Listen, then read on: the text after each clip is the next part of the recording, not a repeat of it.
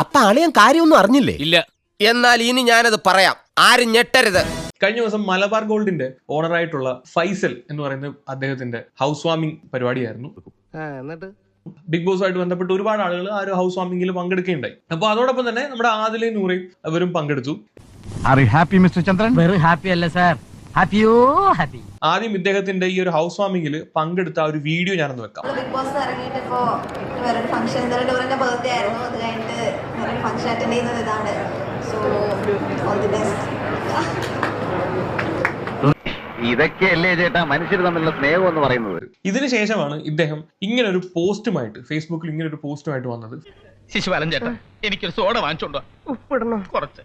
ഇദ്ദേഹം ഇട്ട പോസ്റ്റ് ഞാനൊന്ന് വായിക്കാം. എന്റെ ഗൃഹപ്രവേശന ചടങ്ങുകളിൽ സമൂഹത്തിലെ വ്യത്യസ്ത മേഖലകളിൽ നിന്നുള്ള നിരവധി പ്രമുഖ വ്യക്തികൾ പങ്കെടുത്തു. ആഗോളതലത്തിൽ ബിസിനസ് രംഗത്ത് പ്രവർത്തിക്കുന്ന ഞങ്ങളെ സംബന്ധിച്ചിടത്തോളം എല്ലാത്തരം സൗഹൃദങ്ങളും കാത്തു സൂക്ഷിക്കേണ്ടതായിട്ടുണ്ട്.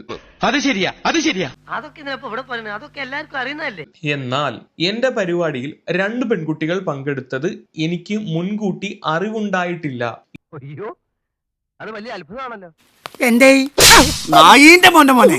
ഈ 2 പെൺകുട്ടി എന്ന് ഉദ്ദേശിക്കുന്നത് ആദിലെ നൂറയാണ്. അത് കണ്ടപ്പോഴേ തോന്നി. എന്നാലും സഹോരാ, കുന്നോളം ഉണ്ട് കേട്ടാ ഉള്ളില് സങ്കടങ്ങള്. നിങ്ങളുടെ ഹൗസ് വാമിംഗിൽ ആരൊക്കെ പങ്കെടുക്കണം എന്നുള്ള കാര്യത്തിൽ നിങ്ങൾക്ക് അറിവില്ലേ? അതൊക്കെ എന്റെ നമ്പറല്ലടാ. മതി കൂടുതൽ വിവരിക്കണ്ട.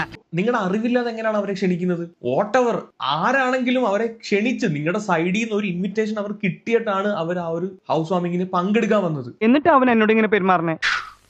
തൃപ്തിയായി സാറേ, എനിക്ക് സന്തോഷായി.